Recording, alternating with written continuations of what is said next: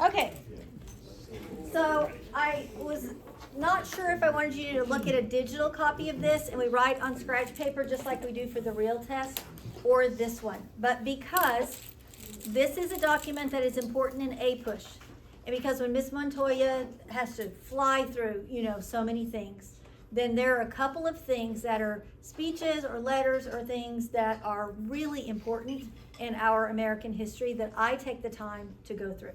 So please keep in mind that I am not a history teacher. I've looked up some things, but I want you guys to add to some of the things that we already know to help us have a better understanding of what's going on in this speech. We just finished looking at a political speech, okay? Many of us read the inaugural address. I had heard one commentator say that Trump's address was typically longer than most inaugural addresses, but not the longest inaugural address. That was written by, I just looked it up, William Henry Harrison. It was like an over 8,000 word count speech. So I don't know how long it took, but I'm guessing pretty long time. So we looked at political speeches. We'll look at more because they're great speeches to analyze. But we are going to today analyze a speech that is a war speech. And Tuesday when you write, I will give you a war speech you've never seen before. And I'm trimming time each time we write off. So this time, when you have the war speech, none of them are incredibly long, but you'll have a war speech and you'll have 45 minutes to read and turn around and analyze it. And we hope that we'll, do well on that. And there are a couple of different war speeches that will be around in the room when we actually do that. So, what are some characteristics, would you think, of a speech given by probably a politician in a time of war? What do you think? Probably using images of nationalism in okay. So probably evoking, what's another word for nationalism? Patriotism, definitely, okay? Because, and we'll get back to what you said just in a minute, Ben. What does patriotism do for a country? It unites people. What are some pronouns that speakers use when they're trying to unite people? We and us. Okay, so we've already seen that in some things that we have read, that Kofi Annan speech. So the pronoun choice, the choices of trying to evoke patriotism. There are other emotions that are sometimes evoked in time of war. What do you think? Like the effects of the outcomes. Okay, so if we don't do this, this could happen. What are we supposed to feel? Fear. Okay, fear is a big part of many war speeches. We better do this or, the world's falling apart or whatever it is. Okay, Ben, what did you say just a minute ago? Confidence. Confidence in your place, okay? And sometimes we're going to win sort of attitude or tone. So it's a very victorious in its nature so that there is a confidence built with that audience. All good. Anybody, anything else? Emma, did you have something with Katie Jane? Maybe like security. Okay. They might, depending on the historical time period of the speech, give details about what's happening in the war. Why are those kinds of details not needed today? We can see what's going on in most of the world 24/7, and so we don't really need that. They are, goal-oriented in that, obviously, they want to do what? Win.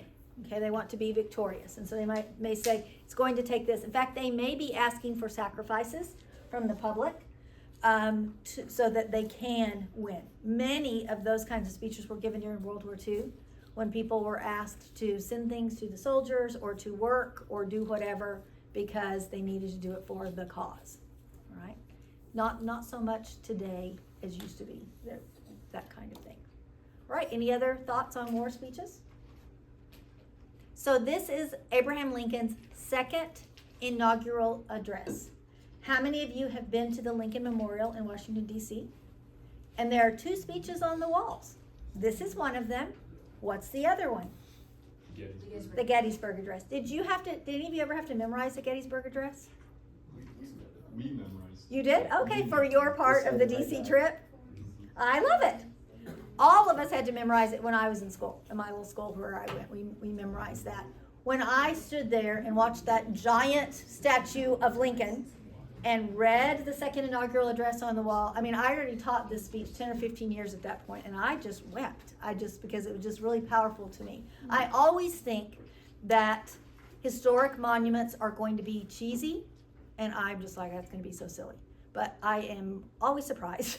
I'm just never not touched by what I see there, because it just makes me think in the words that are there, whatever. When I've seen Lincoln's, Frederick Douglass's statues, or when I saw the Mount Rushmore, all of that to me was very touching and very patriotic. Okay, so we're looking at this second inaugural address. Tell me what you know and remember as you've grown up with this Lincoln, who is a hero in American history. What are some things about him that you recall or are important? He was tall. What else? Did he grow up in privilege? No, the log cabin stories, you know. He, in fact, was not a successful politician for a long time. He lost several races before he was finally elected. From what state did he come from? Not Pennsylvania. Illinois. We have a former living president also from Illinois. Does anybody know who that is? Barack Obama. No, Barack Obama. Jimmy Carter was from Georgia. Okay? And so, just curious, you know, because it is, of course, called the land of Lincoln. And so, you see that on the driver's licenses and all kinds of things. Let's do a rhetorical triangle here on the bottom of our page. Obviously, we know if it's his speech. So, we're going to put our speaker at the top. Lincoln. Who do you think would have been in that audience that day to hear his speech? Supporters, okay? But I'm going to tell you about a couple of other people that were in the audience that day. In fact, the man who assassinated him was in the audience that day. Who was that? John Wilkes Booth. He was there as an invited guest of his secret fiance. That's what I read. And so, and then we know that it's just like a little over a month later that he is assassinated. Okay? Also in the audience is somebody that we have read his literature, and that was Frederick Douglass. And at the end of the inaugural address, there are, you know, events all day long. And maybe you read some of the things today or saw some of them on television. There's usually a parade. It was an indoor parade this year, which I think is kind of a cool idea, and maybe they'll do that because it's secure. And they didn't have to mess with the weather. And inaugural addresses are always in January. So, you know, the weather is kind of always an issue. The Rosalind and Jimmy Carter were the first ones to get out of their cars and walk in the parade. They made a big deal of that whenever they did his funeral a few weeks ago. There are the balls and all of that. But in this time period, people would stand in a long line to shake the hand of the president. Frederick Douglass was one of those who stood in line to shake the hand of the president. He was there by special invitation of the president. And the president said, in fact, let me quote it because it's just too good. I don't want to misquote it. He said to Frederick Douglass, there's no man in the country whose opinion I value more than yours. Lincoln said this to Douglass. I want to know what you think of it. And Douglass replied, Mr. Lincoln, that was a sacred effort. He was impressed by Lincoln's speech. And so, how cool, you know, that they were friends in the same time period. Douglass influenced Lincoln, and that he was there, and they had that conversation. And so, just some extra good stuff to know. And if it shows up on the APUSH test, you can say thank you, Ms. Ryan, afterwards. Okay, so Lincoln, supporters. Of course, we know the context and what was going on when he was reelected. The Civil War. So we just want to put it up here. Civil War. Okay. I need a couple of readers. One to read the first two sentences, and then a second to read the rest of it, of what we have at the top of the page here, which just gives us a little bit more context and understanding. Who will be brave enough to read? Okay, Emma's going to read the first two sentences. Who wants to read the rest of it? Come on. Katie Jane will. That's a brave table back there. Okay, Emma, go ahead. On March 4th, 1865, President Abraham Lincoln, the United States' 16th president, delivered his second inaugural speech. Weeks of wet weather turned Pennsylvania Avenue into a sea of mud. Nevertheless, thousands of people came out to see the president standing tall beneath the Capitol dome, a reminder of the strength of his administration throughout the war. In little over a month, and just after the official end of the Civil War, Lincoln would be assassinated. The following speech is considered one of the most eloquent in American history. As you read, take notes on the central themes or ideas of the speech. How does Lincoln view the horrors of slavery and war, and how will the country move forward? Okay. So we're going to go almost a sentence at a time. In fact, really, I guess we're going to sentence. Sometimes we'll do a part of a sentence because some of his sentences are long, complex sentences, and just talk about what happened and, of course, the rhetorical choices that he's using in the speech. Okay? So he says, fellow countrymen, not an unusual start. At this second appearing to take the oath of the presidential office, there is less occasion for an extended address than there was at the first. So, what is he saying about this speech compared to the first speech that he gave? It'll be shorter. It's going to be shorter. This audience is in what kind of physical atmosphere? It's cold and wet. No one complains when a speaker stands up and says, my speech isn't very long today. And so, they're like, thank goodness, because they're going to be polite and stand there and do all of that anyway. And so he's saying, basically, telling them from the get-go, hey, just so you know, this speech is going to be short. And that's because it's a different time period. Then, 4 years ago, a statement somewhat in detail of a course to be pursued seemed fitting and proper. Now, at the expiration of 4 years, during which public declarations have been constantly called forth on every point and phase of the great contest, which still absorbs the attention and engrosses the energies of this nation, little that is new could be presented. Here is his explanation for why the speech is short. And why is it short?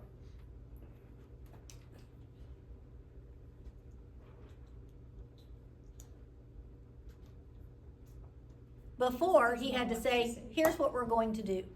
As some of it's been done. In fact, at this time period, newspapers were starting to be printed quite regularly. Pictures could be, there's a big thing with cameras that happened about that time. Pictures are being published in the paper. The people have read, they don't have radio yet, but they have read everything that's going on in the papers. There were pictures of dead bodies lined up after Antietam, which I think was the deadliest battle in the Civil War, that they saw in their newspapers. And so people are aware of what has been going on in the great contest. And what is that contest? The war. Declarations have been constantly called forth on every point and phase of the great contest. It is still absorbing our nation. Look, there's a nice little footnote there for you if you don't know what engrosses means, that is just all consuming. And so I can't tell you anything new that you don't already know. And so they already know that. Great.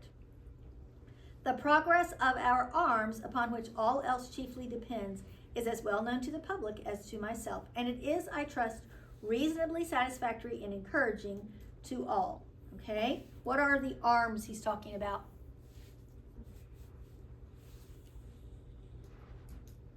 Brothers in arms, bear arms. What's that about? It is. It's about your military. Okay?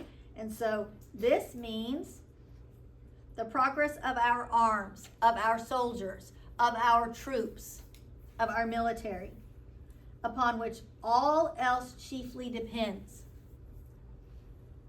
This is a battle about life. People are dying in it.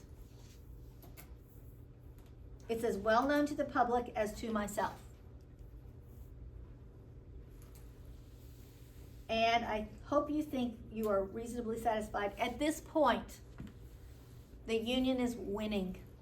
Okay? And so it's not over. And Lincoln is not going to say that it's over, but definitely the Union is winning, and he and all of those people there know that. Then he says, with high hope for the future, no prediction in regard to it is ventured. we said that many politicians would say, we are going to win. Lincoln doesn't. What does he say instead? The future is undetermined. He says we have High high hope. hope, but no prediction in regard to this. Am I going to venture? What does that say about Lincoln, that he doesn't say, we're gonna win? I think he's being very realistic with the audience. He's realistic and humble. One of the things that Lincoln desperately wanted was that when all the states became a unified nation again, that there would be unity. And so you have to be careful at the edge of what we hope is the war ending, not to completely insult everybody on the same side, or that unity is then put in jeopardy. Okay, so no prediction, a little bit of a surprise that he doesn't make that, even though that's something we would expect from any kind of a war speech. Even a speech that is a contest on a field or a court, you would think your leader, your captain, your coach would say, come on, we're gonna win. And he doesn't do that. Okay, on the occasion corresponding to this 4 years ago, he's going to the past. This has been the present.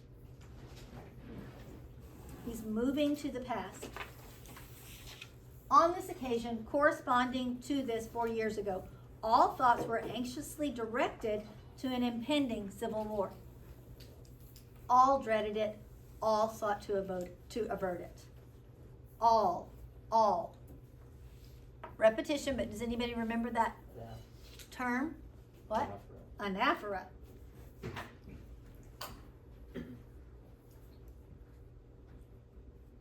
So 4 years ago, all we could think about was that we knew we were on possibly the verge of war. Okay? All dreaded it, all sought to avert it. Why does he say that? All. Creating unity. Reminding the people that are there listening, his supporters, who are Northerners, who believed in the Union cause, hey, remember, none of us wanted this. No one in the South wanted this. No one in the North wanted it. In fact, we all sought to avert. What does avert mean? Avoid it. Okay?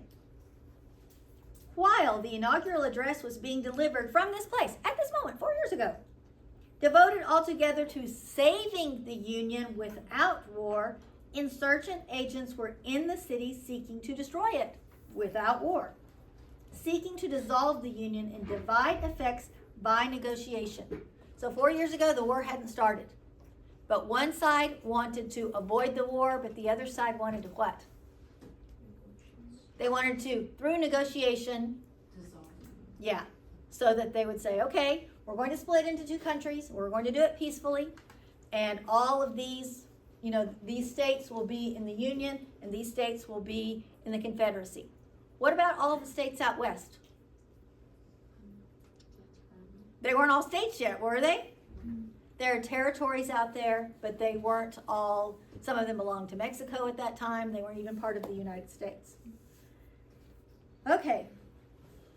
Both parties deprecated war. Then there's a little stop for us with that semicolon. What does the word deprecated mean? Yeah, hated. I always think of the word as they prayed against it. Because you deprecate something, you really despise it. You don't want it to be a part of your world. But, and there's our little shift, one of them would make war rather than let the nation survive, and the other would accept war rather than let it perish. And the war came. So what side made war? The South. The South. And then what side just accepted it? The North. Okay, so of those two, which would be blamed? The South. It's a little warm in here.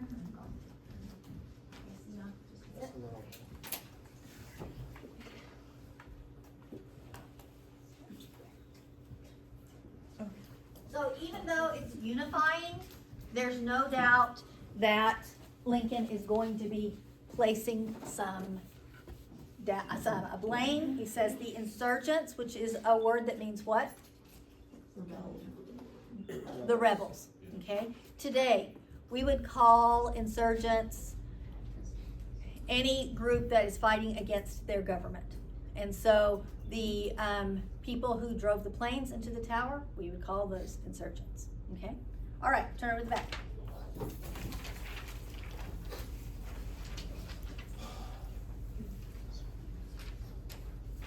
One-eighth of the whole population were colored slaves, not distributed generally over the Union, but localized in the southern part of it. He is shifting here, and suddenly he gives us what? 1/8 of the whole population. He gives us some numerical data. Numerical data is powerful because it's usually a number that people did not know. And so what are they trying to get out of the audience when they say, well, you knew like 1/4 of the people, 1/8 of the people were colored slaves? Shock, okay? So that these Northerners probably had no idea that that much of the population were enslaved people. 1/8 of the whole population were colored slaves and not distributed generally over the Union. So he's saying, in the United States, 1/8 of our population were colored slaves, and of course that wasn't in the Union, that was all of those people were in the South, but localized in the southern part of it. These slaves constituted a peculiar and powerful interest. I want you to look at that word peculiar, because since that time, and I don't know if it started with this speech, this person is not a historian, doesn't know this, but sometimes slavery has been called a peculiar institution. Because it was an institution, and it wasn't a typical kind of institution.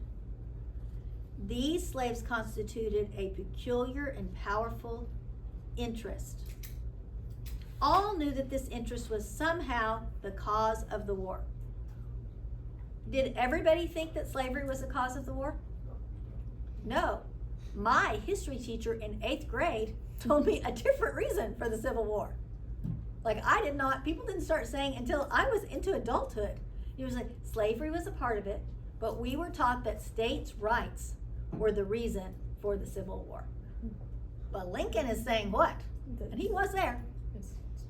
Yeah, slavery was a part of it. And so the people who said states' rights were saying that each state should be able to determine whether they were had slavery or not. Yes, Willem? Can I go to the bathroom? Yes. Okay. This idea of federal laws versus state laws. We are still having this battle today, aren't we? Yes. Okay, and so whatever side your parents are on or whatever, just recognize that this is not something that the United States has solved. We're still, kind of having that tension between what a state should decide is best for it and what a country should decide is best for its people. All right. So, cause of the war, Lincoln says it is slavery. To strengthen, perpetuate, and extend this interest was the object for what the insurgents would rend the Union even by war. And I'm going to stop because there's another semicolon. What do you call this when you've got 3 or more in a list? Does anybody remember that term? It is a tricolon. It can be longer than just 3, but at least 3. It is a tricolon. Strengthen, perpetuate, extend. All right. So we always look, are these the same? Do they extend? How are these words related? What would it mean to strengthen slavery? Put like legal laws behind it to where it can't be taken away. Okay. But he's saying that the insurgents want to strengthen slavery. Make it more prominent. Could be more prominent. Could actually be some legal things that would ensure that slavery could continue. What does the next word, perpetuate, mean? Prolong. Extend it in time. There are some laws that they say this will be illegal starting now. Like in the state of Texas, starting in January, we no longer have to have our cars inspected. And so everybody knew, like in January, you don't have to have them inspected anymore. Okay, and so some things start. But he's saying that would extend it into the future. And then what about the word extend? For like spread. Spread, okay? So that's really about geography. So we've got one word about time, one word about geography, one word probably about just partly it's not so much its spread, but its legality, I would say. This interest, of course, is slavery. It said the insurgents would rend the Union. What does the word rend mean? Oh, it's such a good word. Tear apart. There's a great verse, I think in Ezekiel, but maybe Isaiah, that it says, rend your heart, not your robes. And that's because there's a show that people used to make when they were grieving or sorry about something, and they would literally tear their clothes and they would take ashes from the fire and cover themselves in ashes. And that scripture is saying, really it's your heart. Your heart should be what is torn apart, not just that show on the outside. It's Joel. Is it Joel? You have it memorized? I bet. You looked it up? Yes. Excellent. Do I have anybody that has on your device the Bible app? Okay. Is it on your phone, Katie Jane? Would you get it? Because Lincoln's going to use several verses in here that we're going to want to know what they actually said. They're like allusions to the verses. I knew I had tried to memorize it, but I have the words down, but obviously not Can I forget you? the actual part of it. Okay, so they're trying to tear the Union apart even by war. Well, the government claimed, this is really important, no right to do more than to restrict the territorial enlargement of it. The North was not trying to eliminate slavery at the beginning of the Civil War. What were they trying to do? In future states, it cannot be allowed. Right.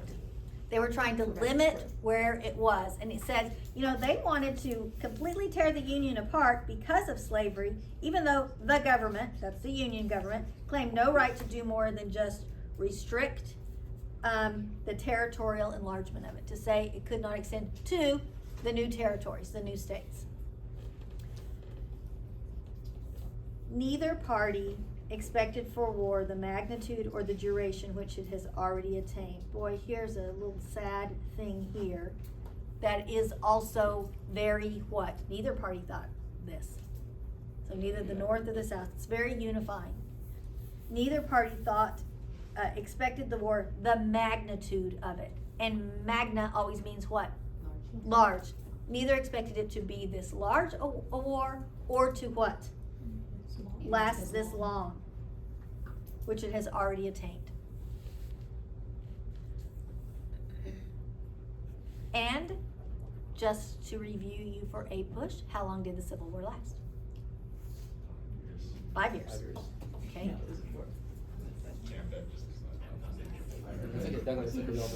So now we've got neither. We've got neither again. You would think those would be separating, but actually these are very unifying phases. Neither party wanted this. Neither party anticipated that the cause of the conflict might cease with, or even before the conflict itself should cease. Okay, the cause of the conflict. What does Lincoln say the cause is? Slavery. Slavery. How did it cease? The Emancipation Proclamation, which Lincoln signed, I think, in 62. Yep. Declan is shaking his head. I looked it up. I didn't know. Ooh, If so it that's was. wrong. Is it? Look it up. Is it 63?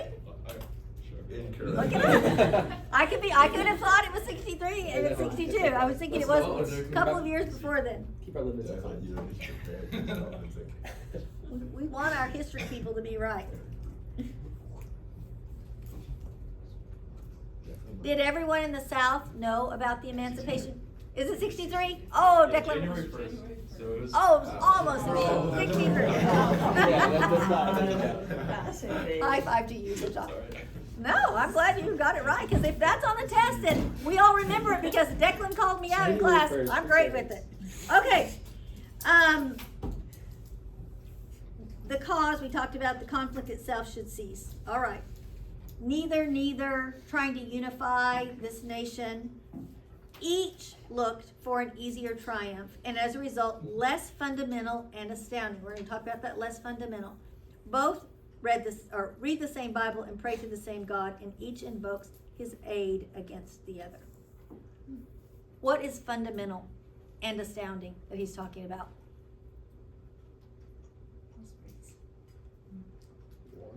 War. Is there anything more astounding and fundamental than one human being taking the life of another one? I mean, so I think that's really powerful. An easier triumph would have been great. Here, look at all this other, so we've got the neithers, we've got the each, now we've got a both, read the same Bible and pray to the same God, and each invokes his aid against the other. So it's unifying. What's unifying at this time in the United States? Yeah, that they have shared values. And at that time, they were mostly Judeo-Christian values. So he's saying, look, we all have these values in common, but he reminded them that each side was praying for what? A different result. Yeah. Like, help us to beat them. Help us to beat them. And it's a little bit ironic and sad, but that is what happens in a time of war. Okay? And it could happen in a conflict on a court or a field, where a team is not just, praying for their best play today, or that no one get injured, but are praying actually to defeat the other. It's not going to happen. Somebody is going to defeat the other one, no matter what, even if it's a little shootout or whatever has to happen. Okay. He's going to get pretty, I'm going to say didactic, which is a tone, and which means preachy and teachy at this point. Okay, so if you don't know this word, didactic, write it down. It is instructive, but he is actually quite preachy here. He's going to use quite a bit of scripture, primarily New Testament scripture, but some other things as well. He's going to make some allusions to the Old Testament. And his first thing he says is, it may seem strange that any men should dare to ask a just God's assistance in wringing their bread from the sweat of other men's faces. And you look at your allusion there, and it is an allusion to the fall of man. Does anybody know about that fall of man curse in the Bible that has to do with the sweat of the brow? Anybody? You can't get it from there, Katie Jane, it's okay.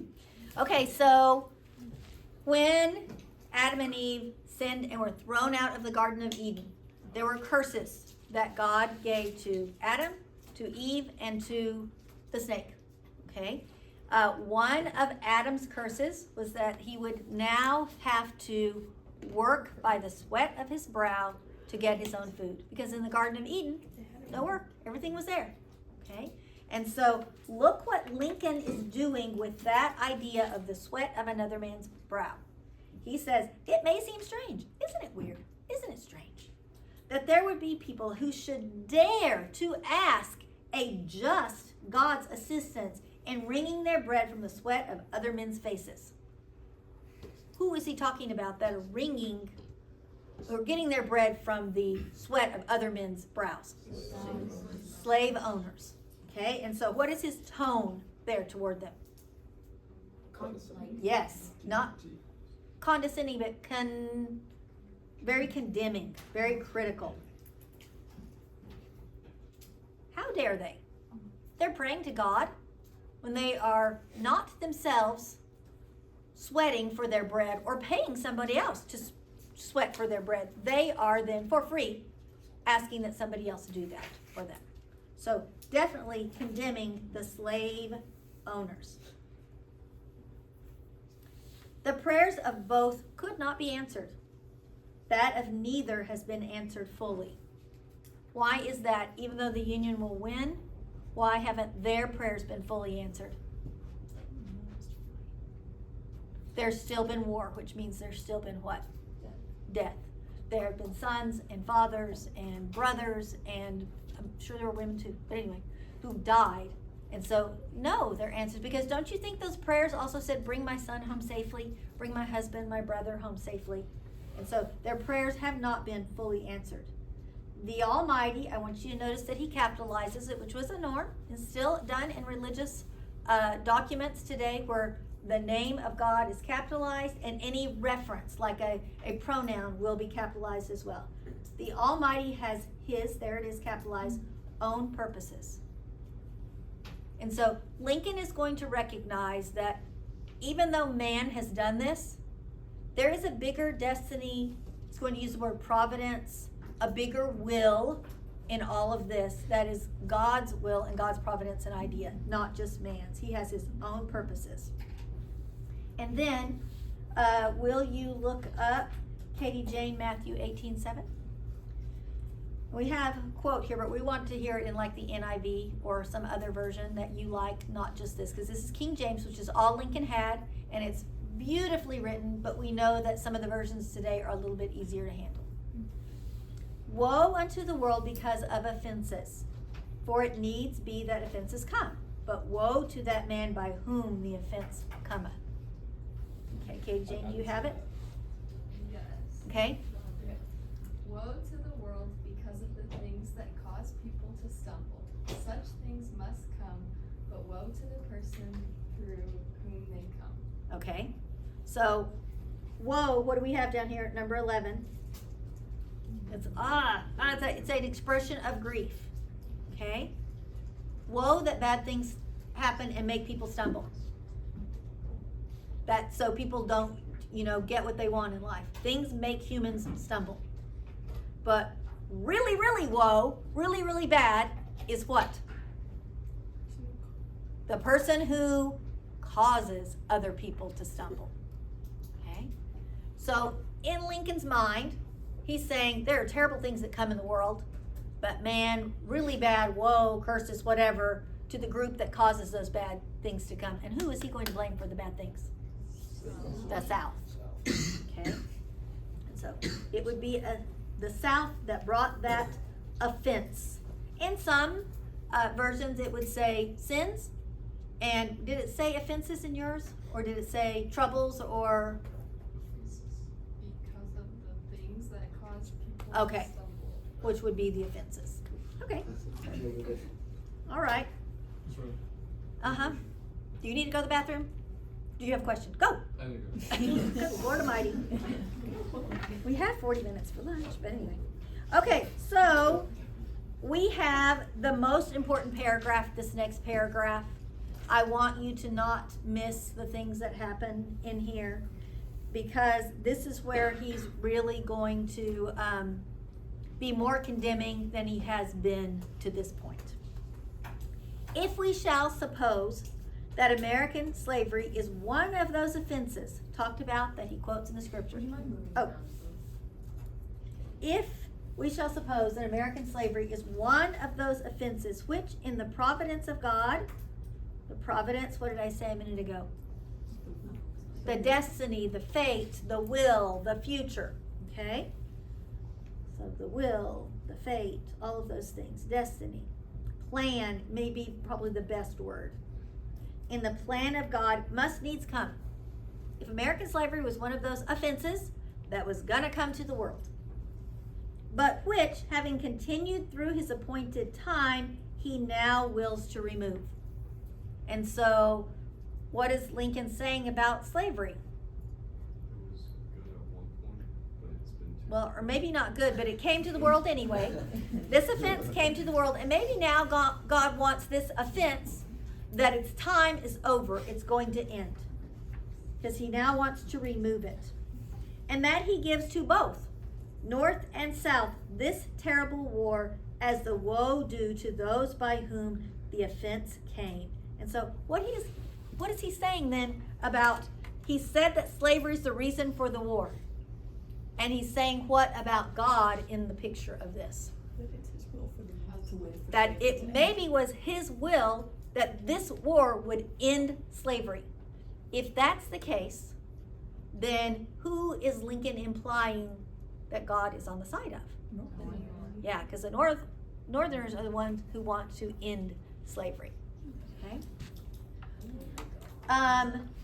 Shall we discern therein any departure from those divine attributes which the believers in the living God always ascribe to him? And he ends with a question, like a rhetorical question. If that's the case, if God wants slavery to end and this war is what's going to be the thing that will end it, then should we doubt God if we give God all of the attributes and characteristics of being all-powerful and all of those things? Do you think a politician today would have given a speech with this much reference to God in it? No. I don't think so. But in the 1860s, of course. Remember, it's all about your shared values. And you have to know what your audience cares about. And you give a speech or whatever that you tap into those values. And Lincoln knew he could tap into these values of his audience members. Fondly do we hope, fervently do we pray that this mighty scourge of war may speedily pass away. Nice little rhyme there. Nobody intended that, but it is.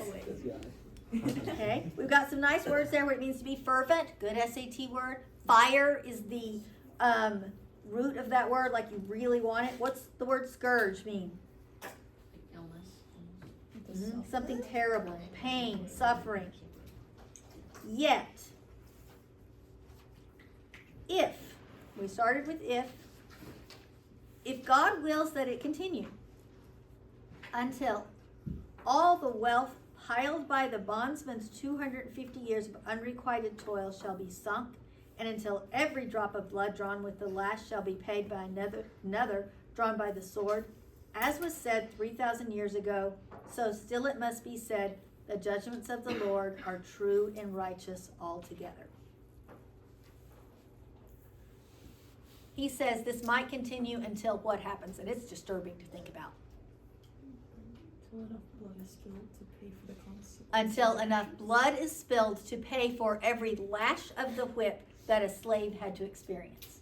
Like every drop of blood by lash is paid for by the drops of blood by the sword. What's the other line that comes before that? Until all what?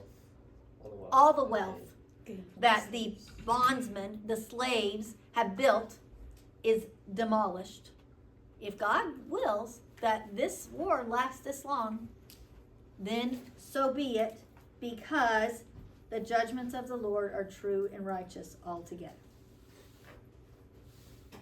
I don't know if we skipped did I skip the let us not judge?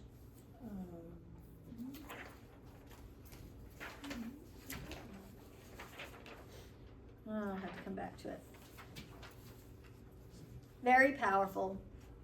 His tone toward the South is what? Critical, condemning. It's all condemnation for and blaming them for what has happened. But now it's the end of his speech. This is his last paragraph. With malice, and mal, that root, remember, means bad. And so with ill will toward none, with charity for all, with firmness in the right, as God gives us to see the right, and that's almost like a prayer, let us strive on to finish the work we are in, to bind up the nation's wounds, to care for him who still have borne the battle, and for his widow and his orphan, to do all which may achieve and cherish a just and a lasting peace among ourselves and with all nations. There is a shift here. What is the tone in this? And I know it's a lot of big words and stuff, but what do you think the tone is?